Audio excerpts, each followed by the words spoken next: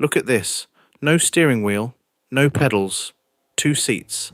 This is Tesla's Cybercab, and on Thursday, the 3rd of September, it launches in Austin, Texas, for real, with paying riders inside it.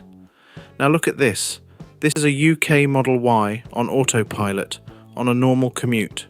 Hands on the wheel, eyes on the road, ready to take back control at any second. This, not that, is still what every Tesla owner in this country legally has. Here's the thing almost nobody's talking about. The UK government is writing the exact rule book that decides whether a car like the Cybercab could ever legally operate here, and the public's last chance to weigh in on it closes 6 days after that Austin launch. Most owners don't know it exists, so today I'm going to show you exactly what it says, why it's not the same fight as when does FSD Supervised arrive, and how to actually submit a response before the window shuts. Let's start with what's happening in Austin, because the hardware here matters for the UK story later. The Cybercab is a 2-seater, no steering wheel, no pedals, minimal cargo space, a genuine downgrade in capacity from the 5-seat Model Y. It's replacing in parts of Tesla's Robotaxi fleet, and critically, it runs the exact same FSD software stack that Tesla's Model Y Robotaxis are already using today in Austin. Same brain, new body. Tesla's confirmed the 3rd of September as the date. That's this Thursday. But before you picture a fleet of thousands rolling out overnight, hold that thought because the actual scale is tiny. Industry reporting puts Tesla's entire unsupervised Robotaxi fleet across every market it currently runs in at somewhere around 20 to 30 vehicles operating at any given time. It peaked around 25 earlier this year. For comparison, Waymo, Tesla's biggest driverless rival, runs roughly 3,000 vehicles and has logged over 220 million rider-only miles. Tesla's cumulative total sits under 0.2% of that, so what actually happens Thursday is closer to a body style swap onto an already small, still unproven service than a mass Robotaxi rollout. That's not me being negative about it, that's the honest scale, and it matters for how much weight to put on this as a UK signal. It's also worth knowing this software had a rough week just before launch. There are reports of a Cybercab test vehicle clipping a row of bollards in Austin with nobody in the driver's seat. Small fleet, same stack, still working through real-world edge cases. Keep that in your head as we go. Now here's why any of this matters if you're sitting in the UK with a Model Y that still can't use FSD Supervised at all.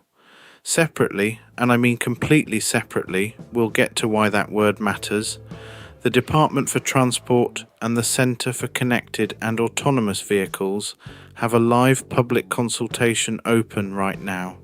It's called the Draft Statement of Safety Principles, and it's the document that will set the safety bar for exactly the class of vehicle Cybercab represents, a car with no human monitoring the driving at all.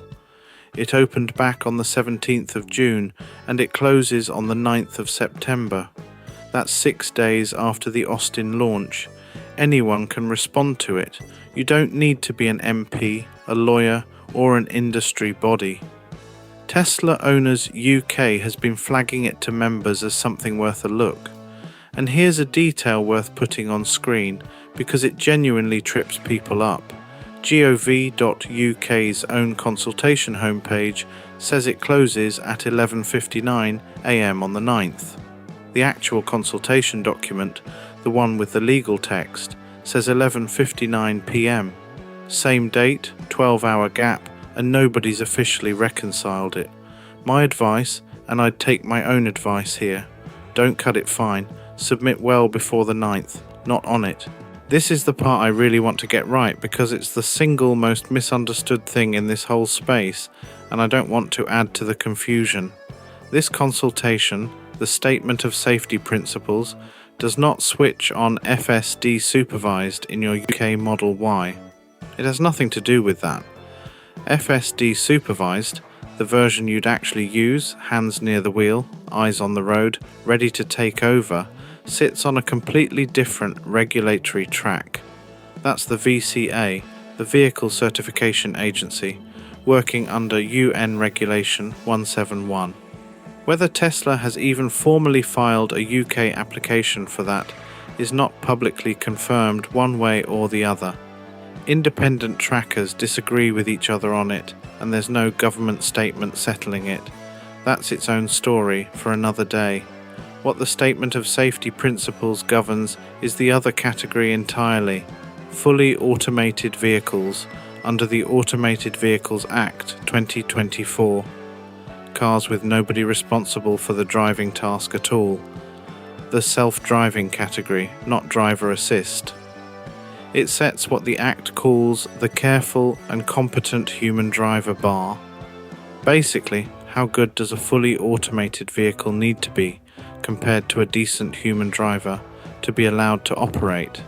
And it lays out 10 specific behavioural principles a self-driving system has to meet. So, 2 different Teslas, 2 different rulebooks, FSD Supervised in your Model Y, VCA, UN Regulation 171, driver still legally responsible, still not UK approved as of today.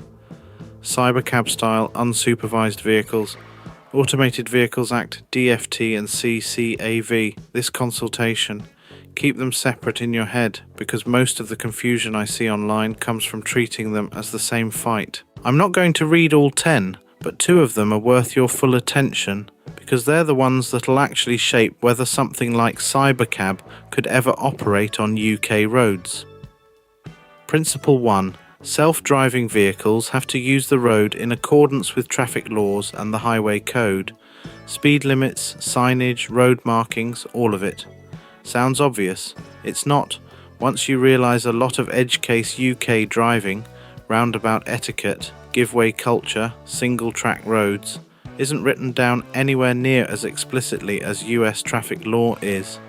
That's a genuinely harder bar to certify against than it looks. Principle 10 is the one I think matters most for this channel specifically. It says, comparisons to human driving performance have to use data that's representative of GB drivers, unimpaired, not distracted, following the rules, not just whatever driving data Tesla's already sitting on from Austin or California. In plain terms, US Robotaxi mileage doesn't automatically count as proof of UK readiness.